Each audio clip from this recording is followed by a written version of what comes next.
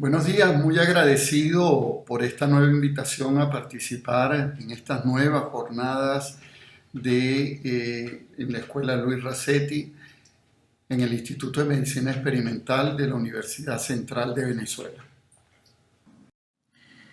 Ustedes bien saben y son expertos en el tema, el plasma rico en plaquetas simplemente es un producto biológico que es obtenido de la sangre y que en la actualidad ha sido usado ampliamente para tratar diversas condiciones clínicas y fisiológicas. Se pierde de vista todos los tratamientos que día a día se hacen y todo el tipo de preparaciones que se ofrecen en el uso del plasma rico en plaquetas.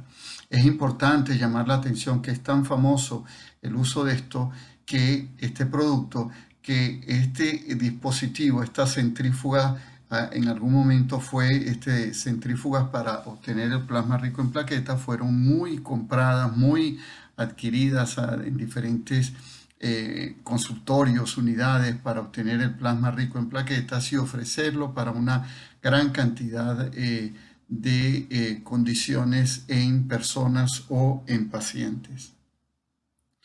Condiciones como las que vamos a tocar más, las que tienen que ver con reparación, regeneración a nivel de tendones, ligamentos, el uso para aumentar o acelerar el proceso de regeneración ósea o en el tratamiento de heridas o aún más allá, como todos ustedes saben, el uso en el campo dermatológico en casos de ciertos tipos de alopecia o casos en la parte que se refiere a la estética, como es rejuvenecimiento, o inclusive ustedes han oído hablar del uso que se le da en otros campos, como es en el campo de rejuveneción o revitalización de vagina. De esto vamos a estar hablando con relación al uso de plasma rico en plaquetas. Todo esto nace fundamentalmente porque, bueno, todos sabemos que las plaquetas son restos de membrana que circulan y que funcionan como un scavenger, capta todo lo que consiguen por la circulación y entre eso captan factores de crecimiento como estos, el TGF-beta, el factor de crecimiento endotelial, el epidermal o el derivado de plaquetas, pero son muchos más los que puede captar la plaqueta y llevar en su membrana y que en un momento dado esos factores pueden ser liberados y ante ello es que se dice todos los efectos de reparación y regeneración de tejidos. Pero todo nace aquí. Y cuando mucha gente habla inclusive llegan a hablar de los factores plaquetarios, pero no solamente son estos cuatro que son los más importantes si siempre estuvieran ahí y siempre estuviéramos en los niveles correspondientes. Pero la primera pregunta que uno se hace es, cuando se administra plaquetas, uno sabe si estos factores están pegados a las plaquetas en ese momento que se hace la toma del paciente. ¿Están presentes? ¿Cuáles son las concentraciones? Y esa es la base fundamental de toda la controversia que existe. De tal manera que hablar de factores plaquetarios no quiere decir que la persona conoce cuáles son y en qué niveles están. Quiero hacerles llamarles la atención que en el año 2012 participamos en una reunión con el mismo tema de plasma rico en plaquetas hace 9 años y bueno, nosotros decíamos en ese momento que constituye un tratamiento de tipo empírico que es ampliamente usado, que todos los resultados reportados son inconsistentes y lo más importante, cuando un medicamento, un factor, un producto tiene tantas bondades médicas, clínicas, terapéuticas, deben estar en las mejores revistas, pero para ese momento de toda la revisión que hicimos no había ningún artículo publicado en las 10 mejores revistas médicas que ustedes bien conocen. Vamos a hablar más adelante. En ese momento hacíamos en los casos que más se usan, en la parte estética, en la parte de ortopedia, y bueno, nosotros conseguíamos que todos los resultados eran poco lo que se conseguía hasta ese momento en revistas reconocidas y todos estos resultados lo que hacían era una presentación de datos que no constituían una evidencia fuerte que soportara lo que se decía. En la conclusión de esa charla nosotros manifestábamos que los resultados no eran conclusivos, los estudios eran experimentales, habían pocos pacientes y las revistas donde se estaba publicando eran revistas de especialidades pero de muy bajo impacto. No conseguíamos ni un solo artículo en Nature, New England, Lancet u otras revistas que tienen un gran alcance dentro de la opinión médica. Eso ya habla de entrada de dónde estamos parados en torno a lo que se reporta a este producto. En aquel momento también decíamos cómo en revistas ya se hablaba que no había un rigor científico, que eran pocos pacientes y que se necesitaban tratamientos más controlados con más pacientes para conocer si había un efecto biológico del plasma rico en plaquetas. ¿Qué hay hoy? Hoy en septiembre, en octubre del 2021, ¿qué tenemos en relación al plasma rico en plaquetas y su uso en clínica o en determinadas condiciones fisiológicas? ¿Cuál es la base científica para usar el plasma rico en plaquetas en clínica? ¿Hay algún efecto real sobre reparación y regeneración? ¿Están aprobados estos tipos de tratamientos por entes reguladores en Venezuela? ¿Están autorizados médicos que no son hematólogos a manejar, procesar y administrar estos productos biológicos? Bueno, la ley de sangre manifiesta que las únicas personas deberían ser los especialistas hematólogos, ¿verdad? Los tratamientos con PRP son tratamientos ya reconocidos o son de tipo experimental, porque si son de tipo experimental tenemos que hablar de que todos esos trabajos, todos esos tratamientos deben pasar por una comisión de bioética y no deberían tener ningún tipo de costo para el paciente. Y tomamos una reciente revista que tiene un gran impacto dentro del mundo de la ortopedia, un artículo recién citado en donde manifiestan algunas consideraciones en torno al plasma rico en plaqueta, pero más importante de todo esto es lo que dice aquí. No deberían ser publicados en revistas con una alta reputación o un alto impacto dentro del área. Basado en esto, entonces nosotros les vamos a presentar una revisión hecha los últimos 5 años en bases de datos, en la base de datos PubMed, haciendo énfasis en la parte de cirugía plástica, estética y ortopedia. Y en esta base de datos PubMed nosotros incluimos palabras claves que todos ustedes saben hacer estos sistemas de búsqueda usando la palabra clave PRP con regeneración ósea, con reparación o regeneración de tendón, con reparación o regeneración de piel, con alopecia y con estudios a nivel de vagina. Únicamente incluimos 5 años y se incluyeron únicamente los artículos publicados en las revistas, en las 20 revistas más importantes de cada especialidad. Esto no pretende ser un metaanálisis, sino buscar si hay tal efecto, si es consistente el efecto benéfico, debería estar publicado en las 20 revistas más importantes de cada especialidad.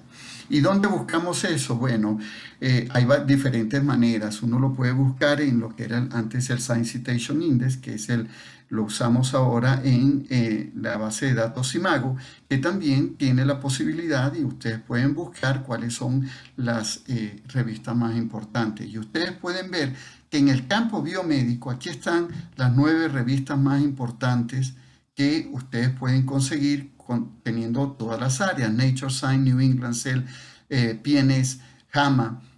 Son las revistas más importantes en todo el mundo biomédico, y las revistas más importantes que hay en el mundo médico son las que ustedes ven acá, adelante con New England y Lancet. ¿Hay algún trabajo publicado los últimos 5 años con PRP en alguna de estas revistas demostrando los efectos de reparación, regeneración? No hay, igual que presentamos en el 2012. Bueno, ya esto quiere decir bastante en torno a lo que vamos a seguir viendo. Tomamos en el área de ginecología las 20 revistas más importantes que hay en esta área, en el área de dermatología, igualmente las 20 revistas, a la cabeza el Journal of the American Academy of Dermatology y una serie de revistas. De tal manera que igual en la parte de ortopedia tenemos las 20 revistas más importantes y entonces en la búsqueda que hacíamos decíamos todos los artículos que nosotros consigamos deberían estar publicados en las revistas más importantes. Si no están en las 20 revistas, los consideramos de bajo impacto y bueno, son resultados bastante cuestionables. Bien, con relación a tejidos cutáneos, ¿qué hay del plasma rico en plaquetas? Bueno, se ha usado para heridas y que conseguimos en el uso de reparación y regeneración de heridas. En los 5 años conseguimos 68 artículos y solo un artículo fue incluido, pero la conclusión de todo esto es que se requieren estudios más controlados, randomizados, doble ciego y sobre todo con toda una estandarización que sea compartida por todas las personas que usan plasma rico en plaquetas. ¿Qué hay en relación al rejuvenecimiento de piel, que es uno de los tratamientos o administraciones que se hacen a personas, sobre todo en el caso femenino? Encontramos los últimos 5 años 62 artículos, 6 artículos fueron únicamente incluidos basados en las consideraciones que habíamos hecho. Los resultados no son conclusivos y también se requieren mayores estudios. ¿Qué hay en relación a la administración que nosotros oímos para alopecia, para distintos tipos de alopecia? Bueno, conseguimos 151 artículos, solo 16 fueron incluidos y otra vez los resultados no son conclusivos y se llama la atención para hacer estudios más controlados. En cuanto a revitalización de piel, no se encuentra ningún artículo dentro de las 20 revistas más importantes en el área de dermatología que deberían estar, porque hay de diferentes tipos en esa área. Y por último, en esta área de tejidos cutáneos, algo que oímos que ciertos colegas, la Administración para Rejuvenecimiento Vaginal, únicamente 7 artículos los últimos 5 años y ninguno fue incluido porque ninguno está en las revistas más importantes, en las 20 más importantes en el área ginecológica. Algunas consideraciones importantes para cuando uno piensa en hacer un tipo de estudios de esto es lo que se dice en esta, la revista más importante que hay en el mundo de dermatología, que hay estudios que muestran que no hay asociación entre un efecto benéfico y el número de plaquetas ni con factores de crecimiento. Quiere decir que hay otros factores que también pueden estar incidiendo. Y hablan mucho de lo que es la estandarización de las preparaciones. Ahí es donde está la gran heterogeneidad de los resultados. Hay una inconsistencia por la heterogeneidad de las preparaciones de PRP, que bueno, ustedes muy bien saben que muchas se hacen en un consultorio, muchas veces se hacen en laboratorio clínico, personas bioanalistas que no manejan la parte de manejo de preparaciones de este tipo. Y bueno, hay que saber cuántas plaquetas, si están activadas, si van con leucocitos o no, qué factores de crecimiento y cuál es el régimen de administración. El área del sistema musculoesquelético es una de las áreas más usadas, en donde más se usa el tratamiento de administración de plasma rico en plaquetas, sobre todo en lo que tiene que ver para tendones, regeneración de tendones, ligamentos, reparación. ¿Qué hay al respecto los últimos 5 años? Se encuentran 311 artículos, solo 29 fueron incluidos y de esos 3 fueron en modelos animales y 26 en pacientes. Todos los resultados que uno puede leer ahí son muy controversiales, queriendo decir que hay unos con efecto benéfico o otros sin ningún efecto, por lo cual se llama la atención para hacer estudios más controlados con lo que habíamos dicho anteriormente. También uno conoce de que se administra para acelerar el proceso de regeneración ósea en casos de fractura. Encontramos para este tipo de casos, perdón, esto tiene que ver con hueso, no con tendinopatías, se encontraron 89 artículos, de ellos uno solo fue incluido y no hay efecto en este caso.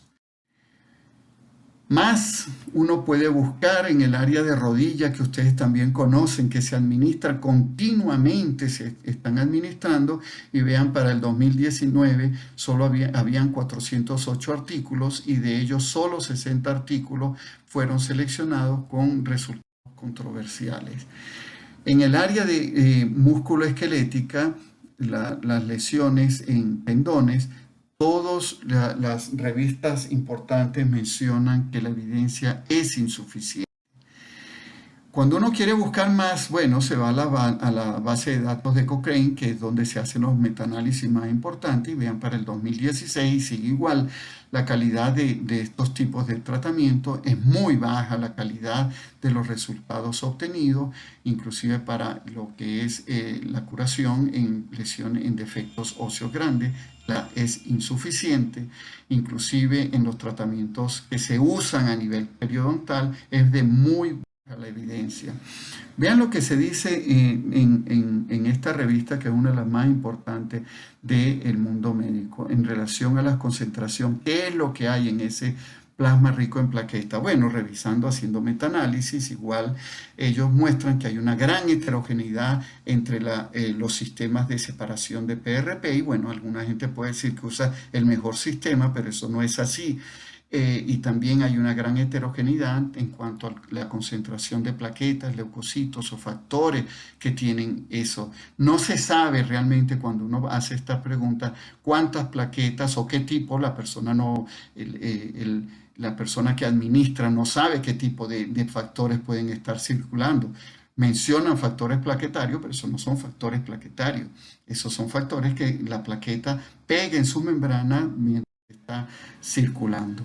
Muy importante, esta es una de las revistas biomédicas más importantes que hay en el mundo, y recientemente ellos hacen un análisis de todas las especialidades donde se administran plasma rico en plaquetas: cosméticos, dermatología, musculoesquelético, cirugía plástica, oftalmología, y ellos encuentran algo muy interesante, que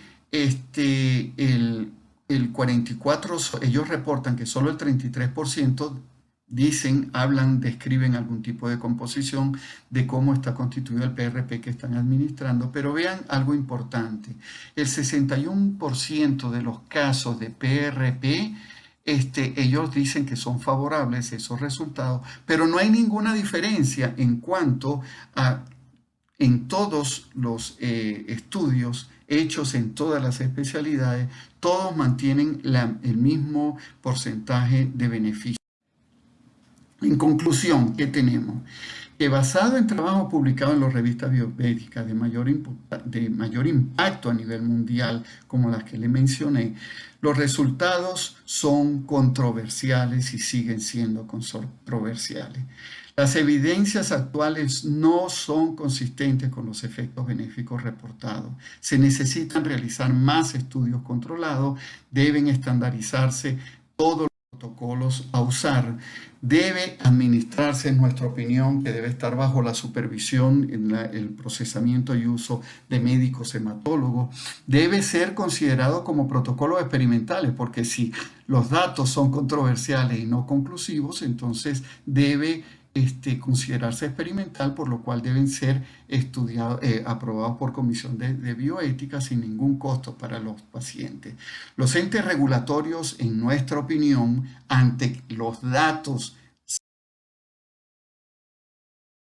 ciertos científicos que hay que muestran que no es consistente con los efectos benéficos, que todavía son controversiales, consideramos que deben suspenderse los tratamientos con plasma rico en plaquetas. Consideramos igualmente que la Sociedad Venezolana de Hematología junto con otras sociedades deben hacer campañas informativas porque realmente esto ha trascendido el mundo médico e inclusive conseguimos locales que no tienen que ver nada con medicina administrando a personas que no son profesionales, obteniendo plasma rico en plaquetas y administrándolo.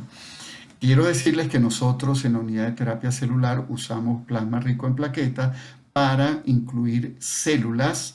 Las incluimos en unos coágulos que tienen otros componentes y otras células. Y ustedes pueden ver aquí cómo colocamos esos coágulos subcutáneamente en ratón para luego obtener un tejido. Y esta es una de las formas en las que estamos investigando el desarrollo de mini médulas en nuestro laboratorio, de tal manera que para nosotros es importante el uso como soporte los coágulos de plasma, bien pueden ser de plasma rico en plaquetas o no. Muchas gracias por la atención y los esperamos en la unidad de terapia celular del IBIC.